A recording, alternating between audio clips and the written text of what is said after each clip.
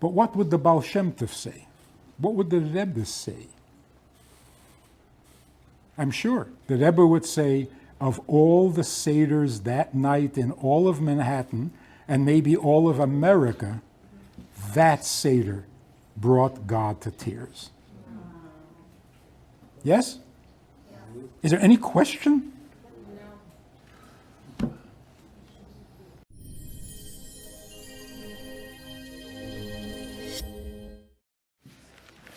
There's another rabbi on YouTube that you might want to listen to. His name is Fine. And he gives an incredible Tanya class. So if you've ever wanted to learn Tanya and really understand it, he's the guy to listen to. So recently I was speaking to him, Rabbi Ronnie Fine from Montreal, and I asked him, can you sum up the whole Tanya in one sentence? He said, I can sum it up in one word. I said, really? What is that word? The word is mamash. Because the Tanya brought the mamash back into Judaism. Mamash means for real, literally. Like, for example, there's a mitzvah to love every Jew like yourself. Most people, for most of history, thought, well, it doesn't mean every Jew. It can't mean every Jew. I mean, there's some Jews I can introduce you to that are not very lovable. So it can't mean every Jew. It means the good ones, the lovable ones. Tanya says, no, it's every Jew mamash. The Gemara says that you should be humble in the presence of everyone you meet. You should feel inferior. Conventional wisdom was, well, not everyone. I can't be more humble than everyone. The Rebbe in Tanya says, yes, everyone. There are no exaggerations in the Torah. Torah is mamash. One of the serious issues that needs to be at least spoken about in the religious world. The problems in the non-religious world, everybody knows. It's everywhere on YouTube. There's no shortage of commentary on the problems of not having a faith, not having a belief, not having a lifestyle, not having a tradition. Okay, that everybody knows. But let's, this looks like an in crowd. Let's talk about what's going on inside of Jewish life.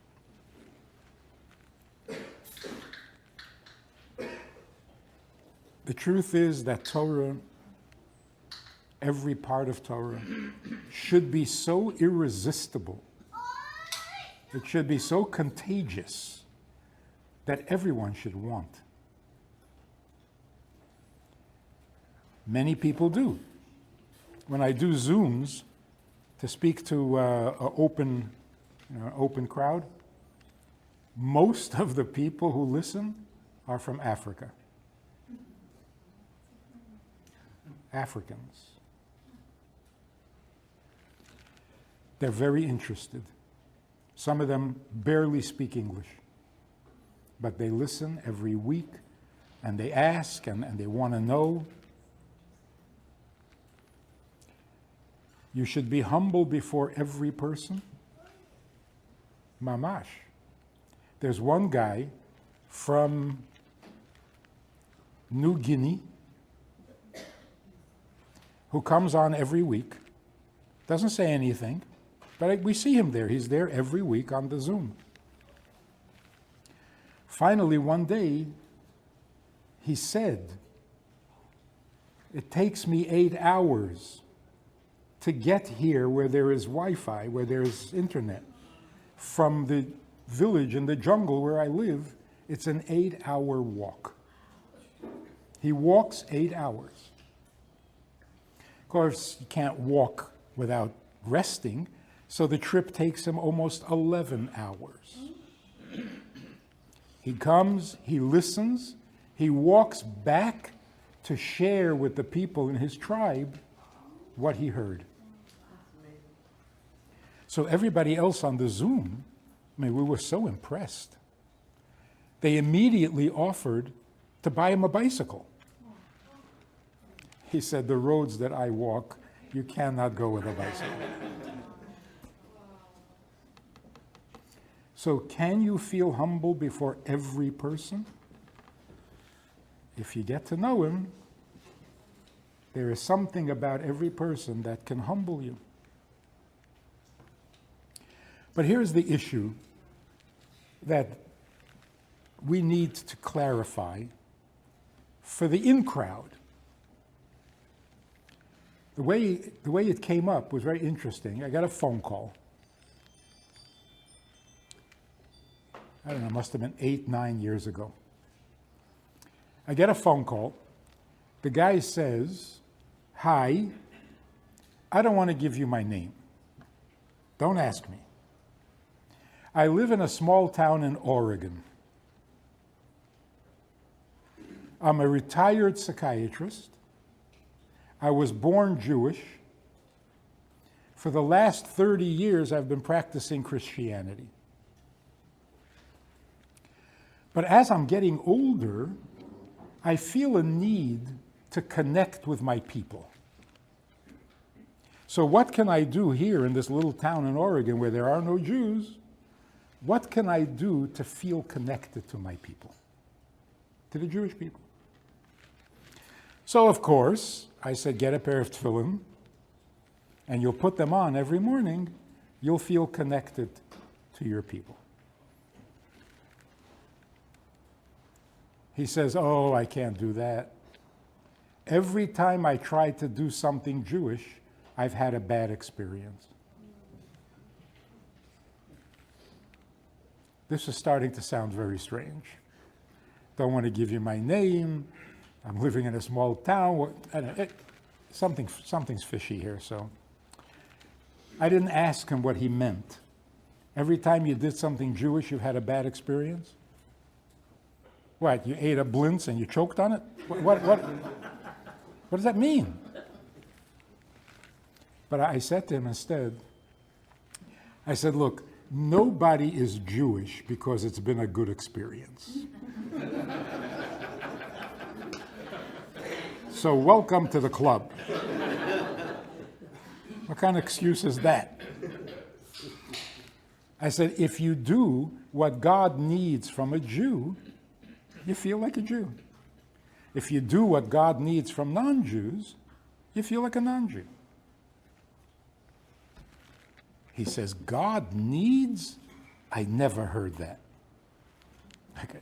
So now we're discussing theology,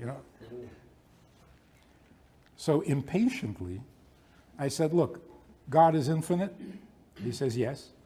God is infinitely smart, infinitely patient, infinitely kind? Yeah. Well, then he must also be infinitely vulnerable. So he starts to laugh. He says, God is vulnerable? God is almighty. Now, he's a retired psychiatrist. One of the big insights, the big wisdom in psychotherapy is that vulnerability is not a weakness, it's a strength. So when he laughed, I said to him, Doctor, are you suggesting that vulnerability is a weakness? He got so flustered, he just hung up the phone.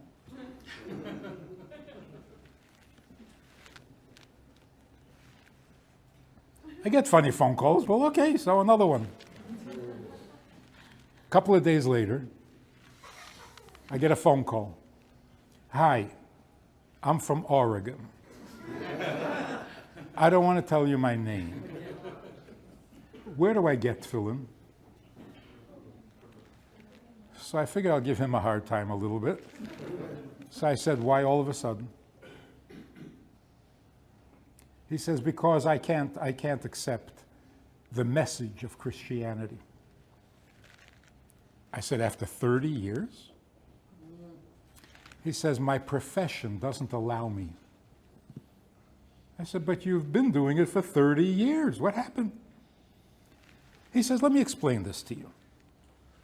In our profession, we know if a man would say to a woman, I love you very much, more than anything in the world. Oh, you're not interested? You're lost. We know that when he claims to love her, it's not love. It's manipulation. Because there is no love without vulnerability. Isn't that amazing? What is the message of Christianity? God loves you very much. Very, very much. Enough to kill his own son. Oh, you're not interested? Go to hell. Forever. Doesn't cost him anything. In other words, the message of Christianity is God doesn't need you, but he loves you very much. Well, in his profession, he knows that's not love. There is no love without vulnerability. So for a moment, he deprogrammed himself out of Christianity. And now he wants to put on tefillin. So let's examine for a moment, what exactly is vulnerability? Because they're right. Vulnerability is not a weakness. It's a strength. Professionally, the theory is, if you're insecure, if you're weak, you can't afford to be insulted, you can't afford to be criticized, you can't afford to be ignored or rejected, because you're dependent on other people's approval. But if you're strong, then you can handle the criticism, you can handle the rejection, so that you can take a chance on a relationship. And maybe they're not going to like you, and maybe they'll make fun of you. But that's okay, because you're strong. That's what they mean when they say that vulnerability comes from strength. But it ends up meaning, if you're strong enough, you can handle the pain. It's not completely strong, because you are going to feel pain. What the Torah says, what is real vulnerability? It involves no pain whatsoever. It's purely a strength, not a weakness at all. The Torah says, God created the world in 6 days. On the first day, he said, let there be light. And on the second day, he said, let there be a heaven. And on the third day, plants and trees. And on the fourth day, the sun and the moon. And on the fifth day, little animals. And on the sixth day, big animals and humans. And it all went smoothly, one thing after another, created it exactly the way he needed it, and so on. But on the sixth day, after he creates Adam, God said, not good to be alone. So I will create you a helpmate. And then he created Chava. The big question is, why do you have to say it? You're on a roll, you're doing great, keep going. So what was the need for that statement? It's not good to be alone, so I'll create.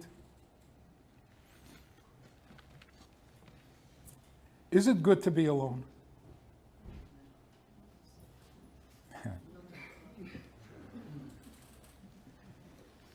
Feeling alone in the world is actually dangerous.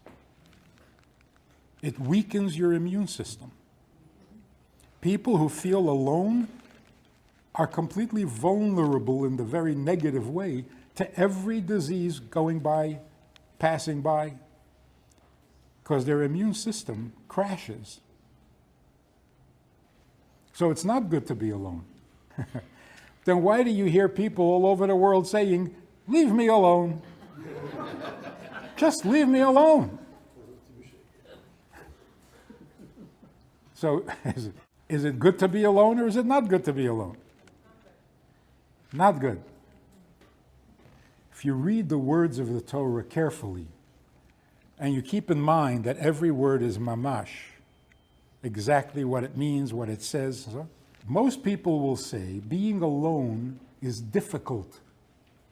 It's not good to be alone because there are things you depend on others for. So it's not practical to be alone. But that's not what it says. It says loy toiv. It's not good to be alone, even if it were practical. So if you were perfectly, completely independent and self-sufficient, would it be okay for you to be alone? No, because it's not good. But what's not good? What is wrong with being completely independent and self-sufficient? What's wrong with being the John Wayne type or Clint Eastwood? That's not good? So if you think about the word good, if you were perfect, you're good at everything. But what's good about that? What's good about it? It's impressive. It's practical.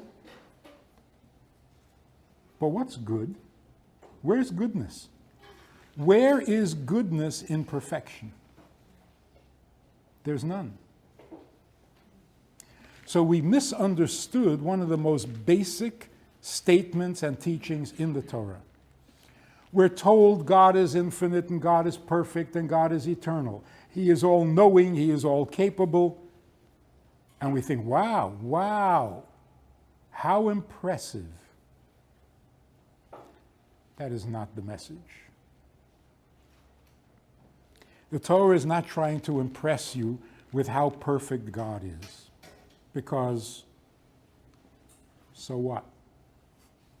He's perfect, I'm not. Where do we go from there? In fact, if He's so perfect, what am I going to say to Him? Nothing. How am I going to relate to Him? I can't. He's perfect. And they come to this conclusion, which is really dangerous. Since He is so perfect, He doesn't need you. So now, what is the definition of perfection? I don't need you. So if I'm perfect, I shouldn't need you. And the more perfect I become, the less I need you. So you get married, you're not yet perfect, but the marriage helps you perfect yourself, sometimes. And then you do become perfect, and now you don't need your wife anymore. Because, hey, I'm perfect now. So perfect means I don't need you. This is not good. So the more we're told in the Torah, God is infinite, God is perfect, God knows everything, God runs the whole world, the more you say that, the further apart we become. And then it makes absolutely no sense. None. God is perfect, God is infinite, God is bli gvul, God is Ein Sof, God is unknowable, unreachable, untouchable, invulnerable. Love Him with all your heart. Wait. That's not even possible. How can you love Him? So something is wrong here. Fundamentally wrong. And people who, in all sincerity, with their whole heart, try to do this impossible task, they end up frustrated or depressed. They're trying to love God, but how do you love someone who doesn't need you? You can't affect him, but you should love him. That's like an abused wife. He doesn't have to love you, but you have to love him. So, oh, he does love you. What? He's infinite, he's perfect, he has everything, he needs nothing, but he loves you? So my friend from Oregon says, there is no love without vulnerability. So if a Jew says, I don't love God, what does it do to him? Nothing? Then there is no relationship. There is no love either way. He doesn't love you, you can't love him. It's the end of the road. Now we have a definition for what vulnerable really means. When God said to Adam, it is not good to be alone, he was describing himself. He was saying, let me tell you why I'm creating you. Because now there was an Adam, there was somebody to talk to. The first 5 days, there was nobody to talk to. So God says, if you're wondering why I created you, because it's not good to be alone. And he's describing himself. So he's saying, I am perfect, I am God. But just me? Not good. That's real vulnerability. And that's purely strength. There's no weakness there at all. What is the strength? It's the strength of humility. I'm perfect, I'm all capable, I'm all powerful, but just me, not enough. But with you, then I'm fine. That's vulnerability. In saying that, God instilled in us that same vulnerability because we're created in his image. So God is saying, when I'm perfect, I realize that I need you. So when you start to think you're perfect, realize that you need someone because alone is no good. So here's what marriage means. If you're thinking of getting married, here's what it means. First, become perfect. Because if you're not perfect, it means you need something. If you need something, you're not perfect, and you're going to use your spouse to get what you need to make yourself perfect. And that's kind of abusive. Don't use people to make yourself perfect. So if you're not perfect yet, don't get married. See? Now we figured out all the problems of all the marriages. Your marriage isn't working? Oh, because you're not perfect. Yeah, but nobody's perfect. Okay, we got a problem. That's not an excuse. Say, look, nobody's perfect. So why'd you get married? Now, when you're perfect, you don't need anything. That's when you realize that you need someone. Needing something is an imperfection. Needing someone is greater than perfect. Vulnerable. Me without you?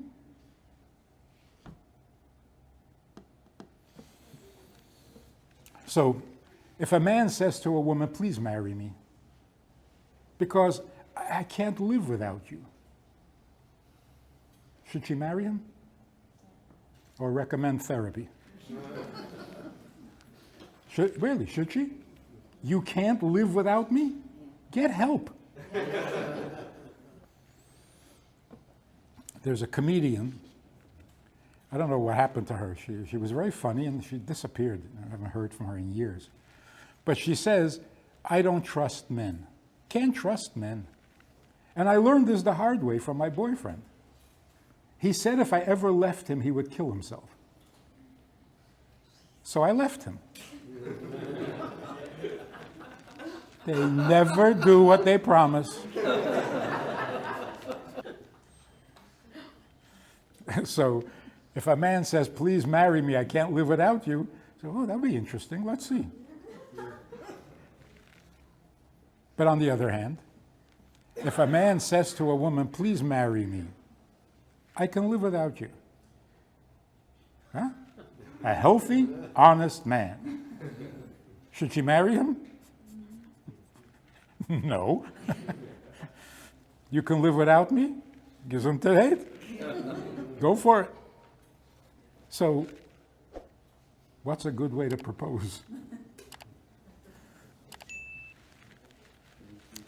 The way God did. God said, I am God. I am so perfect. I can live without you. But what kind of life would that be? Now you marry him. So God is saying, I don't need something. I'm not using you to get something. I just need you to be with me so that I am not alone. And what's wrong with being alone? There's no goodness. Where is the goodness in being perfect?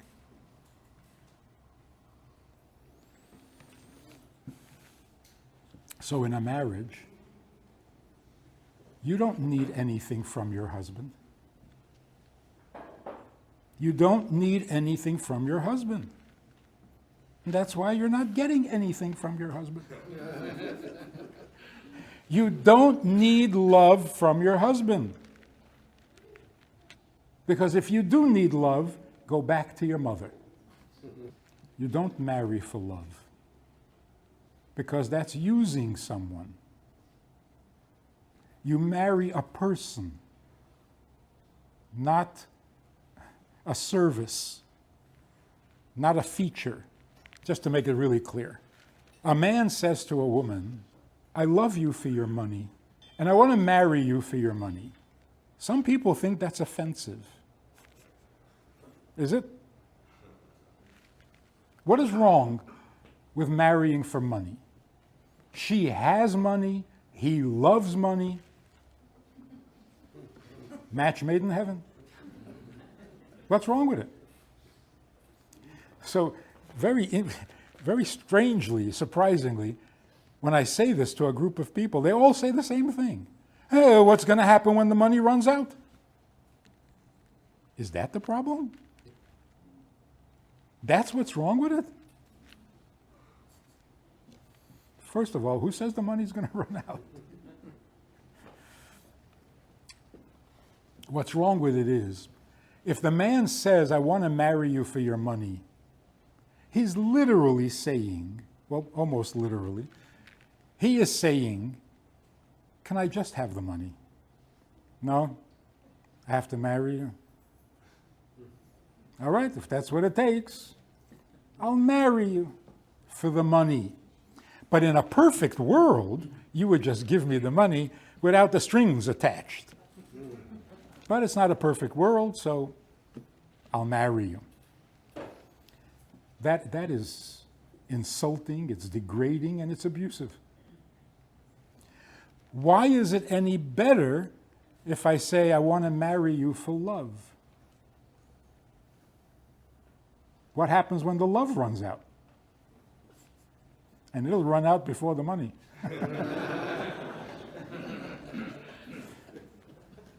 Why is marrying for love better than marrying for money? It's worse. It's worse. If you marry someone for love, what you're saying is, I want your love not the rest of you. So you get married, you're very much in love. And 2 weeks later, you discover that your wife has a personality. You say, hey, whoa, whoa, whoa, whoa, whoa, whoa. I didn't marry you for that, just the love. I didn't ask you for your opinion. I don't want to know about your moods. I don't want to know about your needs. Just the love. That's the agreement. Right? Look, listen to the vows. We vow to love and cherish. I don't say anything about your opinion. So I'm not marrying you. I'm marrying one part of your personality that I happen to like. And that's why, if the love goes away, there is nothing. There's no relationship besides the love. So if you find out that you don't love your wife, what is she doing in your house? She doesn't belong there. It was only for the love.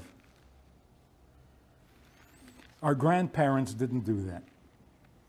Our grandparents married each other.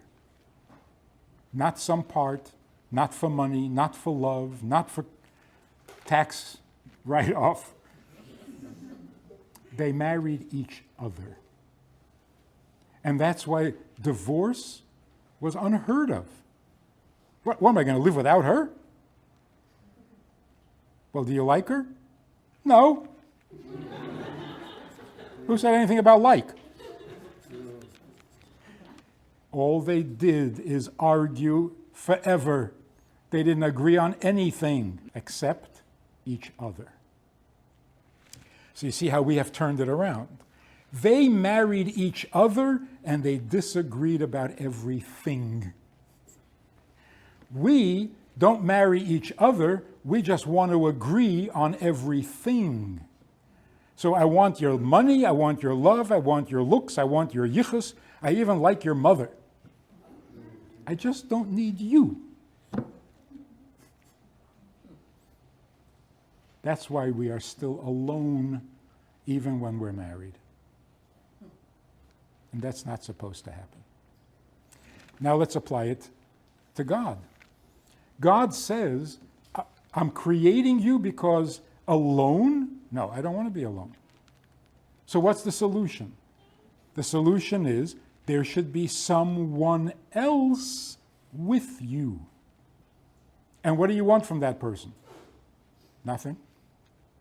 It's not what, it's who. It's not something, it's someone.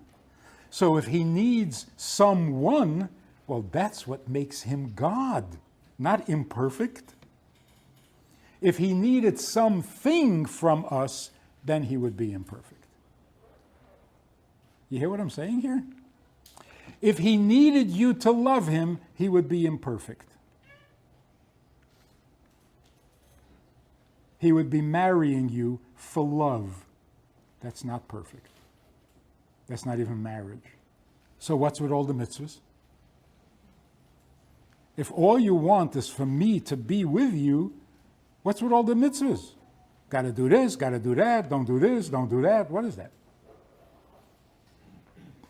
So obviously, he needs us to do mitzvahs.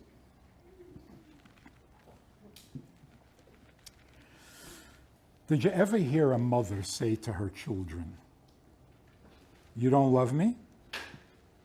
That's okay. You're not the only children in the world. The neighbor's children love me." No mother ever said that.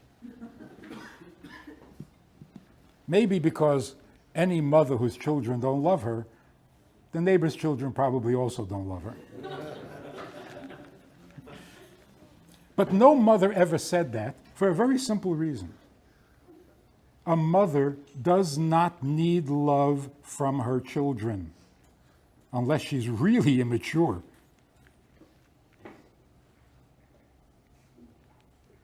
No mother needs love from children. Now, does she need her children's love? Yes. But she doesn't need love from her children. There's a difference. What is your objective?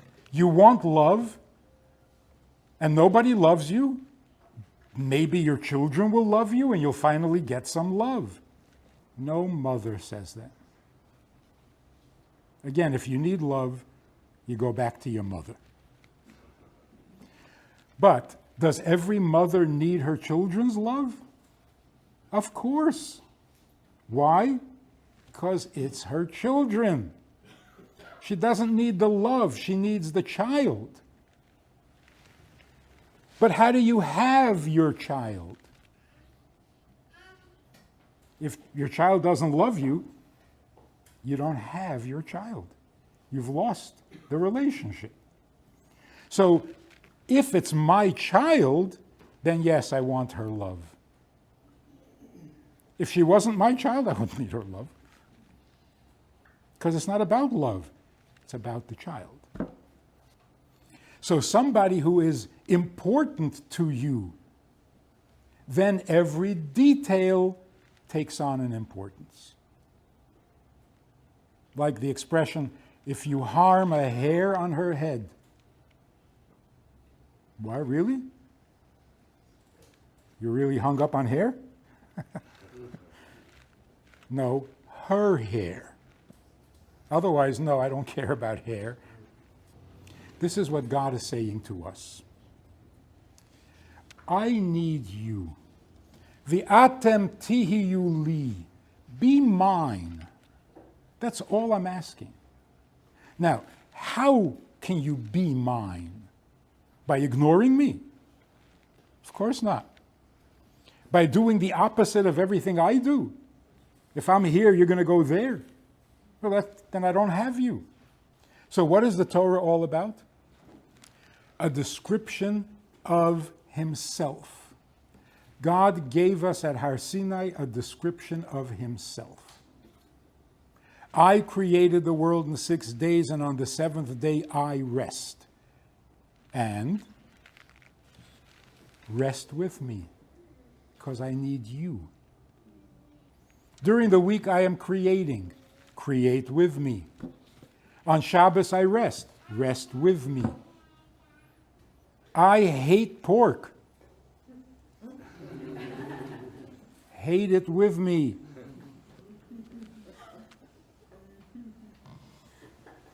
And this is really important. You're sitting at the Shabbos table because Shabbos. And your son or daughter won't come to the table. What are you upset about? If you say to your child, Shabbat, what are you doing? It's Shabbat. You have to sit here, sing the song, eat a challah, something. Your kid is going to hate you and rebel. Because you're not interested in him, you just want religiosity. But if you say, come sit with me, what child doesn't like that? Who would rebel against that? So that's what God is telling us. God is saying, Anechi Hashem Elekecha. How do you translate that into English? I am God, your God. I don't know whose translation that is. I don't know what that means. Poetic? And what is he saying? Hi, I'm God. I took you out of Egypt. Yeah, we know. It was 50 days ago. Translated properly. Anechi, I, Hashem, who is perfect, Elekecha, I'm yours. So what do you answer to that? What do you say to that? You almost have no choice but to say, Naaseh v'nishma. You're my God? You identify yourself as my God? If somebody were to ask God, who are you? He would say, I am the God of Israel. Elekecha, I am yours. So what could we say? We said, well, then we are yours. And that's a marriage. That's Yiddishkeit. That's Torah. He needs us to be his. And that's why a Jew who does all the mitzvahs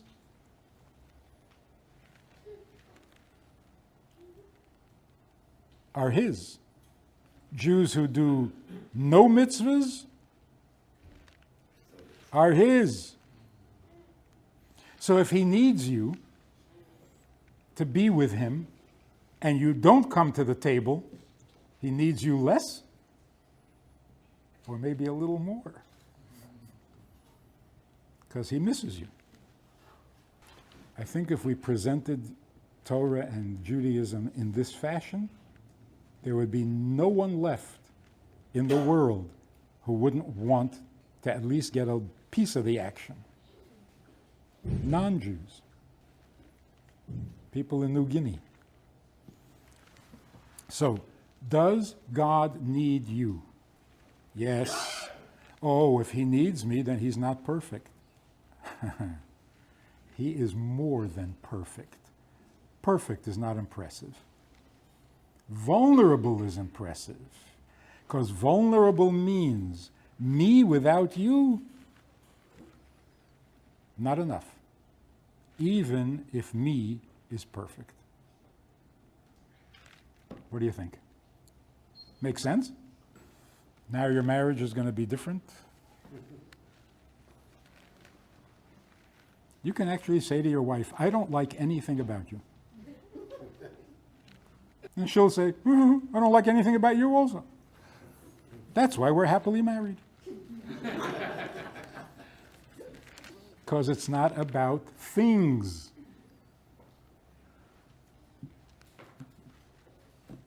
When you break it down, it's pretty simple. Are you married to me or something about me?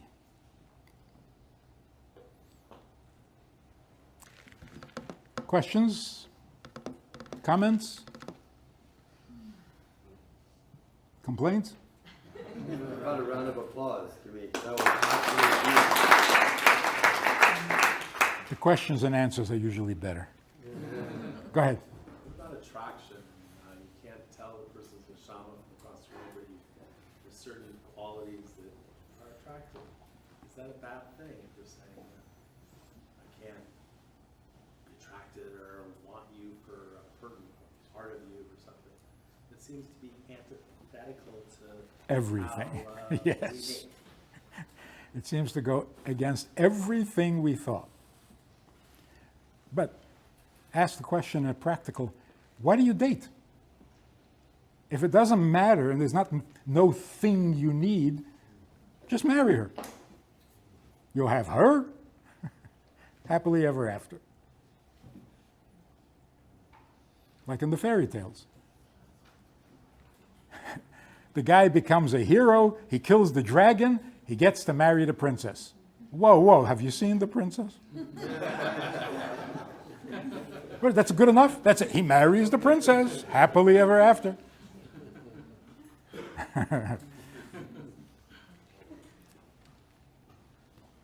When we date, we are checking out all the things about each other. That's the purpose of dating. I want to check out all the things, even tiny things like your mannerism, like the way you express yourself, the freckle on your nose, everything. Why am I checking these things out? Not because I'm going to marry those things. I'm checking it to make sure that none of those things will prevent me from becoming one with you. So I'm not looking for the best looking woman in town. This is not a contest. But I want to be sure that her looks are comfortable, pleasant. Because otherwise, it's going to get in the way. So you date to check out the things, and then you marry the person. So dating is a very selfish process. Hey, I'm checking you out to see if I like you. That's pretty arrogant and pretty selfish. But that's what it is. Once you decide to marry, now you got to switch off the selfish and become completely selfless. Because now it's about her.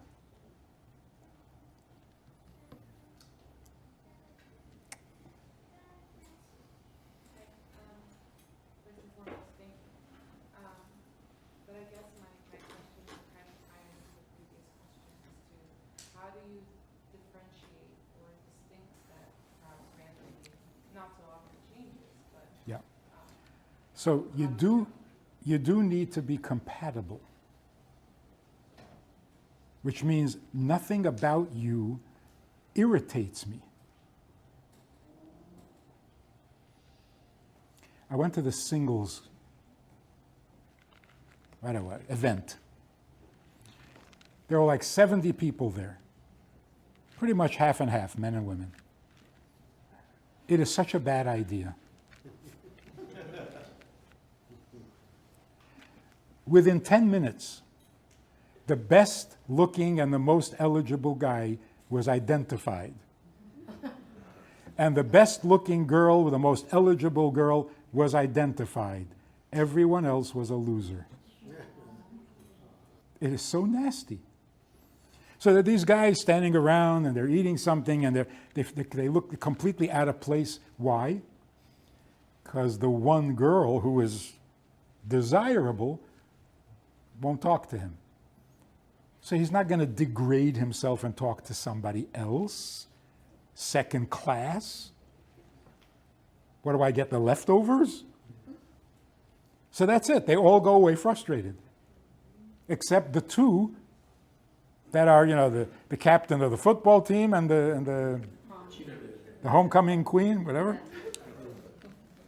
And they can't stand each other because they're both so arrogant. It is a horrible social scene. The secular world is horrible. It's inhumane. Because the winner wins all, everybody else is a loser. This is not a way to live. Another important thing. What do you say to this? A man is 49 years old. He comes home to his wife and he says, "We just hired a new secretary at the office. She is gorgeous." This a problem? Big problem. So I ask women, is this a problem? Yeah, why did he say that? So, okay, he shouldn't have said it. No, he shouldn't have thought it. He shouldn't think that she's gorgeous. Yeah, he shouldn't notice. What? What is your problem? But look at what's going on. Every 50-year-old woman is threatened by a 24-year-old secretary. You're 50 years old and you're competing with a 20-year-old. Is this a way to live? Make sure to tell him he's not perfect. But is it possible for a man to come home and say, "We just hired a new secretary. She is gorgeous," and the wife says, good for the business. She's not threatened. In this society, in this secular world that we live in, every 50-year-old is threatened by every 20-year-old. And not only when they hire a secretary.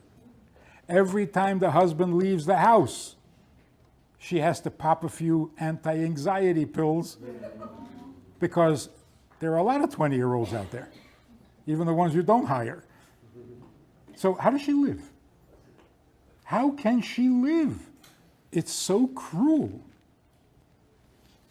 Our grandparents didn't have that problem. Somehow they trusted each other. Married is married. A secretary is a secretary. Let her be gorgeous. Why not? How do we get that back? How do we get that in our relationship with God? Because the way one relationship goes, that's how the other relationship goes. So here's the definition of what you're asking. somebody says to you, why can't you accept me for who I am? People say that all the time. Can't you just accept me for who I am? I can. I just don't know who you am. Tell me who you am, and I'll accept you. You can't. You can't tell me who you am, because you don't know. So what exactly are you asking? Accept me for who I am. And who are you? Me. What does that mean? The purpose in marriage is that you should not be alone. What does it take to not be alone? Someone else. So what do you need your husband to be? Not you. That's it. If he's not you, you can marry him. Not only that, if he's your brother, you can't marry him. Too much you. It's too much you. So what does it mean to marry someone? It means to marry someone who doesn't think like me, doesn't feel like me, not me. That's the part that we don't like in each other. And that's the part that we need most in each other. So if a person were to say, how am I supposed to have a relationship with God? He's God and I'm me. Exactly. Perfect. You have nothing in common. So you are an other. That's what he loves about you. That's what he loves about you.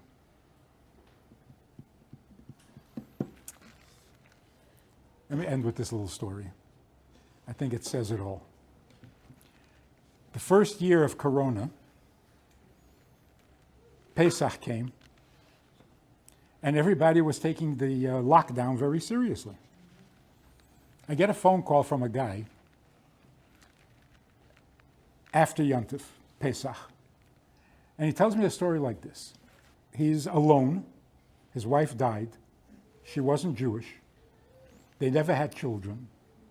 And then the lockdown came. He's really alone, stuck in the house. He's not observant. He's not. The night of Pesach, of the first Seder, he somehow discovered that it was Pesach. He hadn't thought about it. He hadn't done anything about it. But somehow it came up. Maybe he saw something online.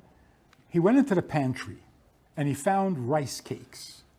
He thought, okay, it'll have to do. He took 3 rice cakes, got out a bottle of wine, went into the box of the little things that he had from his grandmother. What was in that box? A Haggadah. The Maxwell House Coffee Haggadah. Remember this? Maxwell House used to give out a Haggadah, and it was in the grandmother's box. He hadn't been to a Seder in 50 years. Anyway, he gets out the Haggadah, takes the three rice cakes and the wine, and he sits down to make a Seder. And he's thinking, this is going to be ridiculous because I don't know what I'm doing. And what's the sense of asking myself 4 questions? But he calls after Yontif and he says, I was very surprised. I was sitting there doing my best, and it felt like somebody was listening. We know that when you ask the 4 questions, your Father, who may be in heaven already, will come and listen to your questions, because the questions are addressed to the Father. How he felt that, how he was sensitive enough to... Anyway, I was moved by the story. So I call my religious cousins, and I say, you got to hear this story. Their reaction was, that's disgusting. What are you, playing with a mitzvah?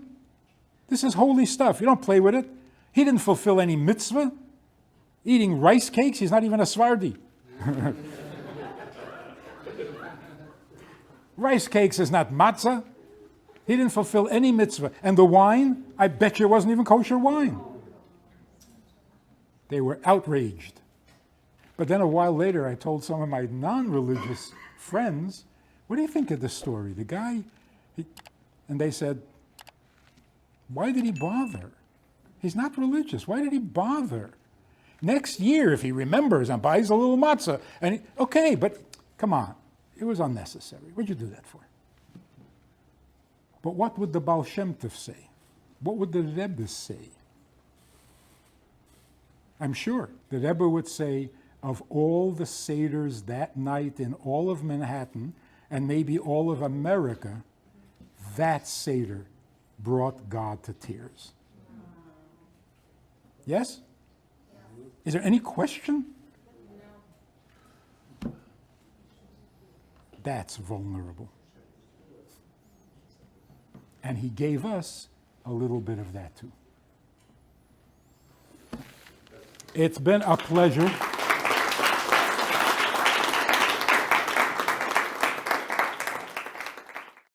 If you enjoyed this conversation or this topic, and you're looking for more information, or you want to hear it again from another angle, there is a way to do that. And that is in this book. It's all there. Order it from Amazon. You can read it, reread it, and share it. Speaking of good news, there's a wonderful retreat coming up, the National Jewish Retreat, run by the JLI, Jewish Learning Institute. It's going to be August 9th through the 14th in the Miami area, in a 5-star hotel, best speakers, best lectures, best classes, best accommodations, and best food. So if you have those 5 days free, or any one of those 5 days free, think about joining us. It's going to be great for body and soul. And there's actually a discount if you put my initials in there, RMF. There's a little discount for those who are already committed, already studying, already interested. Google it, look it up, Jewish Retreat, JLI. And hopefully